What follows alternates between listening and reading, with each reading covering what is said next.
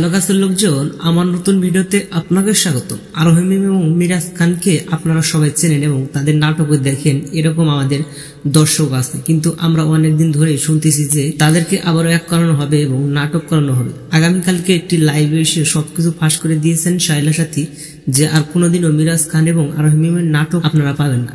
সত্যি কি তাহলে আমাদেরকে ধোঁকা দেওয়া হচ্ছে? তারা কি কখনো এক হবে না? এ বিষয়ে বিস্তারিত জানতে পারবেন আজকের ভিডিওতে। তাই বলবো ভিডিওতে একটি লাইক দিয়ে সম্পূর্ণ ভিডিওটি দেখে যাবেন। সুপ্রিয় দর্শক, আরোহী মিম এবং মিরাজ খানকে নিয়ে যা শোনা যাচ্ছে মিডিয়াতে, আপনারা জানেন কি? জানলে একেবারে অবাক হবেন।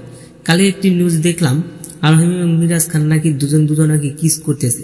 এটা শোনার পর আমি একেবারে হাসতে হাসতে মাটিতে পড়ে গিয়েছিলাম, কেননা এই ভিডিওগুলো শুধুমাত্র কিছু সাপ্রি মার্কা রয়েছে যারা এই ভিডিও তৈরি করে কিছু ভিউ পাওয়ার আশায়। কারণটা আমি বলছি, আরোহী মিম এবং মিরাজ খানের দেখা নেই প্রায় 4 বছর হয়ে গেছে। তারা আবার কিভাবে এক হলো? এই ঘটনাগুলো একেবারে ক্লিয়ারলি বাস্তবের সাথে কোনো মিল নাই বললেই চলে। এখন শুনে আসি শাইলা সাথী কি বলেছে।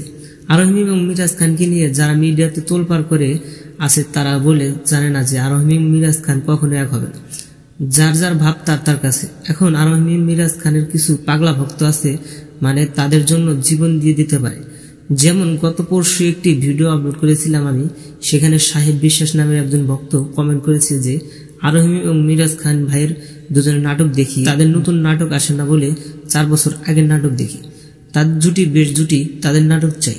তাহলে বুঝতে পারতেছেন তাদের অসংখ্য প্রাণপ্রিয় ভক্ত রয়েছে। জানি না কতদিন অপেক্ষা করে আছে নাটক পাওয়ার। তবে তাদের নাটক কি আবার পাওয়া যাবে কিনা আমার জানা নেই। তবে আপনারা যদি জেনে থাকেন তাহলে কমেন্ট করতে পারেন নিচে কমেন্ট বক্সে। এই ছিল আজকের ভিডিওটি ভালো লাগলে লাইক দিন। আপডেট খবর পেতে আমাদের সাথে থাকুন। অসংখ্য ধন্যবাদ পুরো ভিডিওটি উপভোগ করার জন্য।